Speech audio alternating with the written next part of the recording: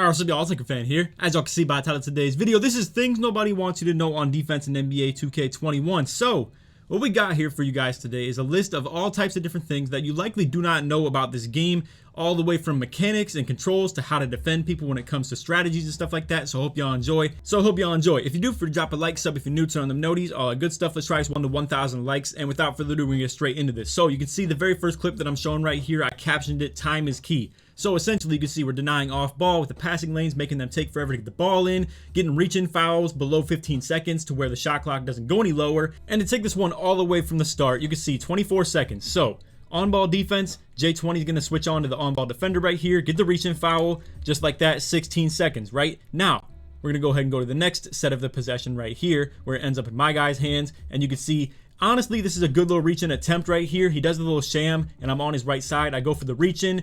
Great reach-in attempt, I would like to think. And then on top of that too, the time left on the shot clock is 12. So at the very worst situation, this is going to go back up 2 seconds. And the inbound alone is going to take them at least 2 to 3 seconds. You're going to see on this one right here, obviously it took them like 5-6 seconds to even get the ball in. Just like that, the first opportunity they even have to take the ball off the dribble is with 5 seconds left. And then obviously I'm denying off ball when it comes to this right here because I know he's going to panic pass. He's in a bad spot, not in scoring position.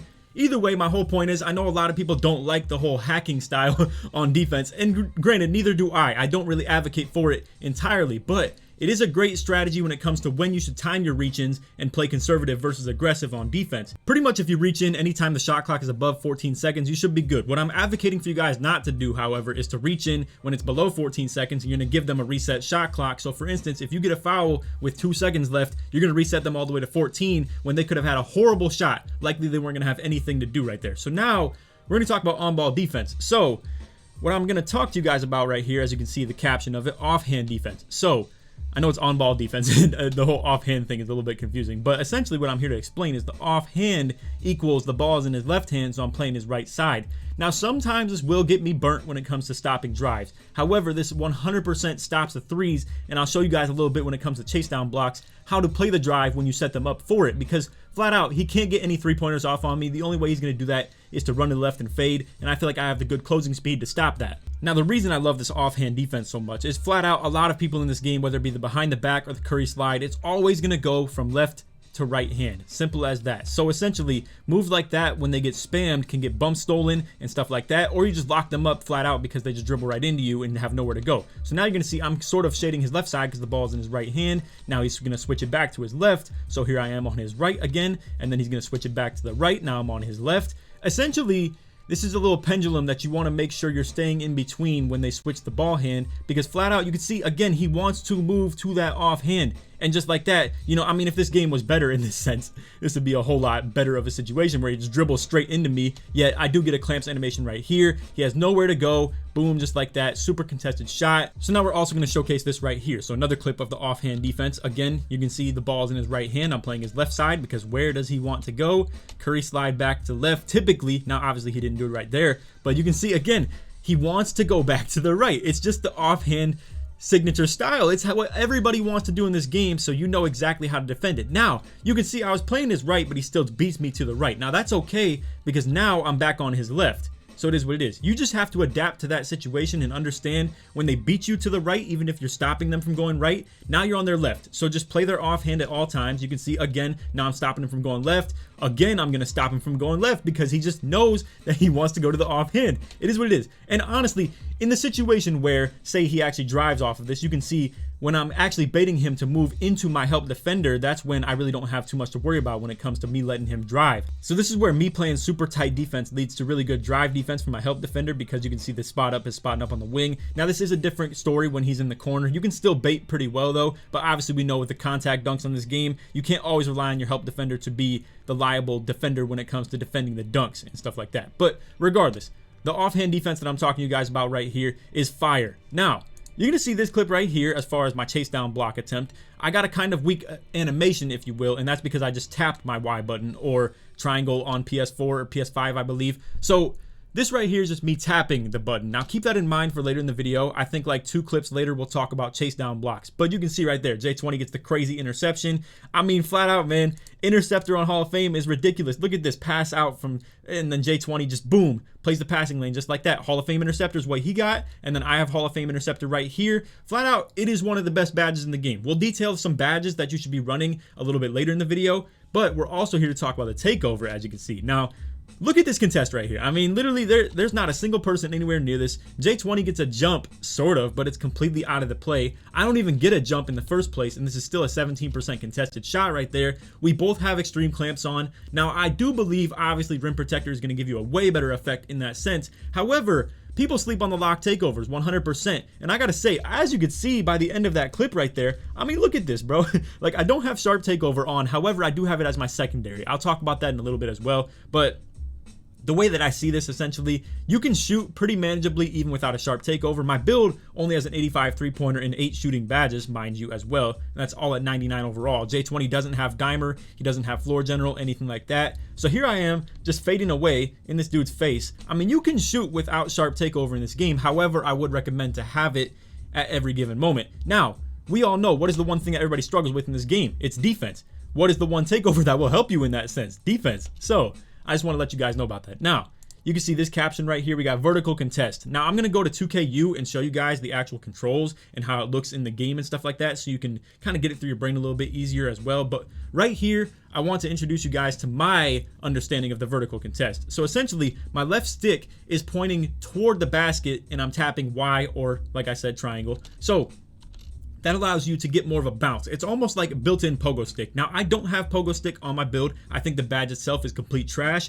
I don't really think this situation right here is something that you need it very often as well, but just a nice thing to let you guys know about the vertical contest. So essentially, like I said, left stick moving toward the hoop, and then you tap the block button essentially, and just like that, you will jump more straight up in the air, if you will. And then we'll also talk about the aggressive blocks and the swap blocks, if you will, is what I would like to call it. But first, what I want to talk to you guys about is this right here. So this is called the dig steal. This is 100% something I'm going to show you guys in the 2KU as well after we get through all these clips. But this right here, you're going to see I'm going to use the right stick down. Now, what you want to do is set your defensive controls when it comes to the right stick to absolute. I'll go over that when we talk about the controller settings and stuff like that too. There's a lot of stuff you're going to see in this video. Again, if y'all enjoy what you're seeing in this, drop a like. If you appreciate all the information that I'm dropping on you guys, would appreciate you dropping a like as well and just leaving some feedback in the comments. But anyway, for the dig steal, essentially, like I said, you're going to flick down on your right stick, and you're going to see I'm going to get this dislodge animation right here to where essentially what this does is it pops the ball out. Now you can see I don't get the actual ball, like I don't rip it and just rip it clean and get it for myself. But what it does is it's a much more consistent way of actually getting steals on ball. Now, when it comes to stealing with the right stick, don't do that when it comes to passing lanes or off ball or anything like that. This is strictly for on ball. And a lot of times I would recommend that you want to be kind of more near the top of the key with this, because it's hard to tell what hand or when he's going to switch ball hands or anything like that in the corner. Typically when people are in the corner, it's going to be a lot more left stick movement, and then to the top of the key is going to be a lot more right stick movement. So whenever people start to dribble is when you're going to want to go for this right here. But you can see, boom, dribble move, I'm going for it. Simple as that. And I was more near him when it comes to my body was on this side and the ball was in his left hand as well. So that's something to keep in mind too. Now this right here, I was debating making a separate video on this specifically. I don't have one for the perimeter defense as far as the jump shot contest, if you will, but this right here, as far as getting extreme jumps on chase down blocks, even rebounds, which I'll detail in another video as well, as far as some rebounding tips for you guys. But I just want to go ahead and show you this. Now, this was very poor defense on ball. I have it was really bad. Like I gave up a really easy drive right there. Again, I mean, I'm playing his left side, but I kind of tried to, I'm not going to lie. You can see by my movement. I thought he was going to drive, so I was trying to cut off the drive, even though I was low-key going to perfectly be on his left side if I remained on the three-point line trying to defend that. But either way, now you can see I go for the steal for no reason. Again, horrible defense. Now, you can see this is a very rare situation that I feel like a lot of times you wouldn't expect to work. Now, thankfully, what slowed him down a little bit is the contact dunk animation that J20 got put into, but I want you guys to be mindful of this holding Y for extreme jumps, whether it's chase down blocks, whether it's aggressive jump shot contest that you want to fly out at somebody and get a really good jump animation. This right here, you guys got to keep this in mind. Holding Y, I've talked about this in previous games and all types of stuff like that. It is fire for getting chase down blocks, rebounding, all type of stuff like that. So now here we are at the menu. This is where you're going to find a lot of the information that you want to find. Now, if you're somebody who wants to go into 2KU for yourself, it's in Play Now. Boom, come over here to the 2KU. You can find all types of different tips. You don't have to actually do any practice mode like scrimmage type stuff. Literally, it's where you can find some tips as to what controls do what in the game if you're especially new. Now, that's going to be super important for you. Now, in the settings tab, there's not a lot of useful information. Like, this is a lot of just the stuff that you're going to get in the Play Now type stuff, where you have the pick and roll overlays and whatnot, like the ball handler text. Now, what I really want to display to you guys is the controller settings. Now, we're here to talk about defense. I'm not here to talk about whether or not you should have your jump shot meter on or anything like that. Or I'm also not here to talk about what you should do with the passing stuff. But all I can say is this is going to be some good information as well. I want to spread out the content a little bit, so I'm not just going to talk about everything in this one video when it comes to the passing and stuff like that, or, you know, teaching guys how to be better slashers and whatnot. This is all about defense. So what we're here to talk about, defensive assist. We'll talk about the box out assist strength as well, and maybe even the pass target profile. But defensive assist strength, I keep this at 30. Now, I've experimented with it a little bit throughout the course of this year. Honestly, what a lot of my information and just knowledge of this comes from is in previous years. Like, I've changed my defensive assist all the way back to 2K17, even 16. And honestly, man, I would like to think that around 10 to 40 is always the sweet spot. Now, to explain what this essentially does, if you were to put this on 100, you're going to feel like you're stuck in mud. You're going to feel like the game is kind of doing it for you. Now, if you just don't hold anything, like if all you do is hold LT and you have a defensive assist strength of 100, it's not just going to move for you. Essentially, it just guides you a little bit more when it comes to how you move. But again, if you put this at 100, you're going to feel like you're stuck in mud. Now, finding the sweet spot is the key, because honestly, when it comes to lateral quickness and speed, that is important. And I feel like this does slow you down a bit. But when it comes to the sliding and just the lack of response when it comes to playing defense in this game, this is going to help you. I feel like 30 is the sweet spot. If you want to play around with it a little bit yourself, feel free to. Now, here's what the defaults essentially look like if you don't touch any of this stuff. Defensive assist is at 0, box out assist is at 50. I recommend turn box out to 0 and turn defensive assist to 30.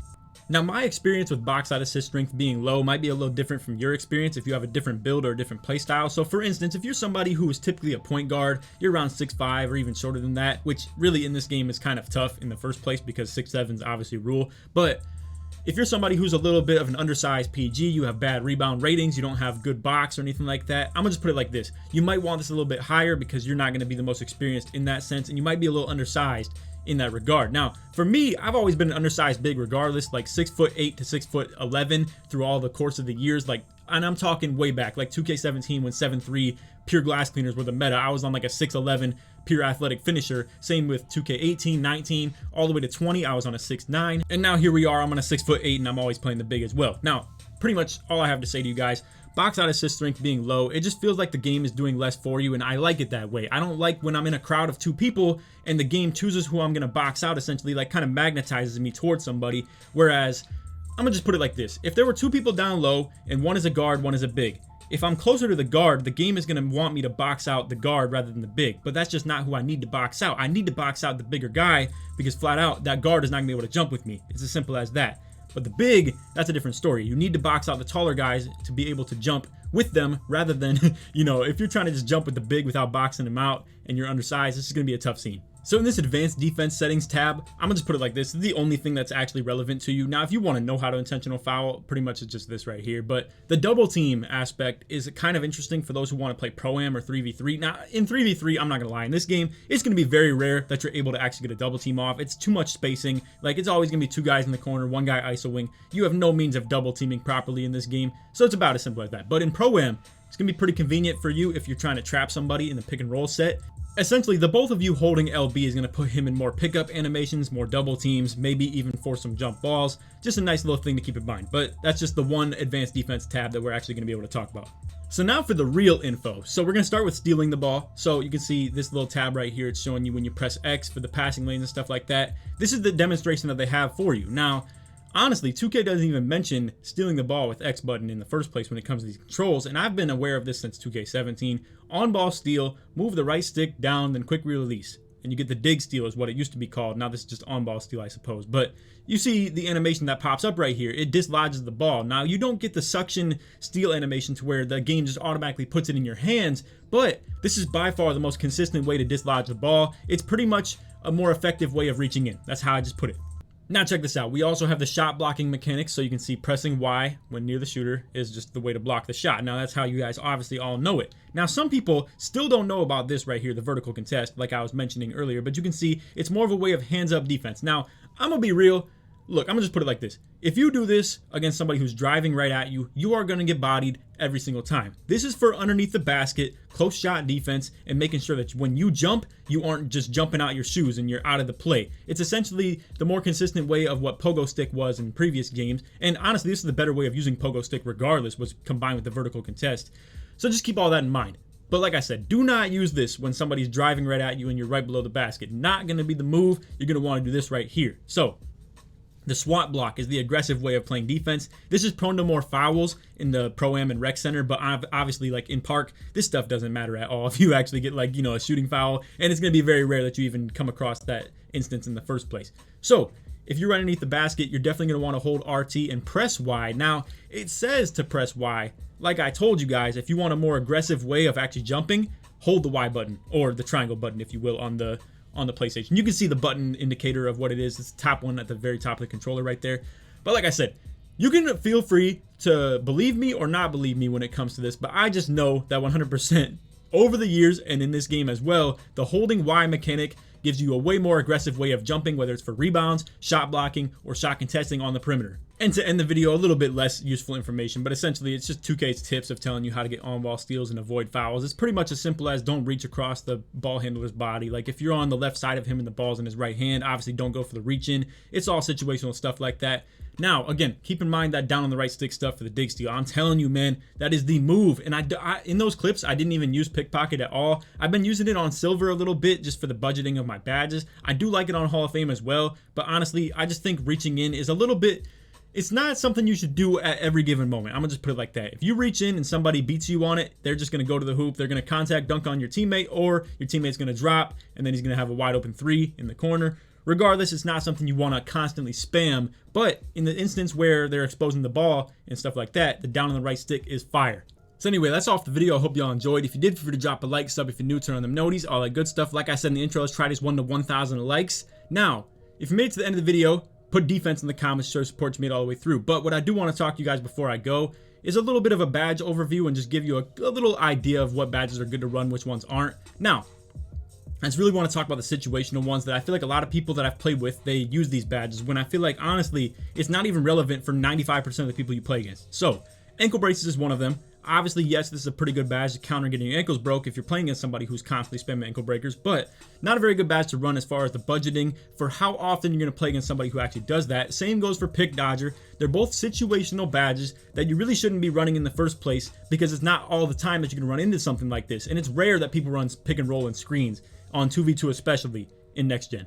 Again, I mentioned pogo stick. This badge is completely extinct. I wouldn't touch this at all. Trapper, not really worth doing in the slightest unless it's 5v5, and even at that, not really the most effective badge. Anyway, Tireless Defender, not really necessary. Off-ball pest, anything that I don't really have on at all is pretty much useless in my opinion, except for Brick Wall, and that's only a situational thing. Now, maybe Clutch Defender might be pretty solid, but honestly, I just haven't had the defensive badges to really want to experiment with that in the first place. So let me know, give me some feedback in the comments if you made it to this point as well, and let me know if there's any badges I'm sleeping on in this instance, like Clutch Defender or maybe others as well. But last thing that I want to talk about, Hot Stopper is a badge that I've been running a little bit to test out to see if it's actually good with lock takeover. I will say this is actually kind of fire when combined with the lockdown takeover, like extreme clamps. That's why I was even testing the lockdown takeover in the first place, was to see if it kind of coincides with Hot Stopper, same way that, you know, the sharp takeover coincides with the hot shot. That's just pretty much what I was testing, and this is 100% true. However, Hot Stopper still doesn't really pop up like the most effective takeover boost, and even at that, it's still kind of hard to just get steals and blocks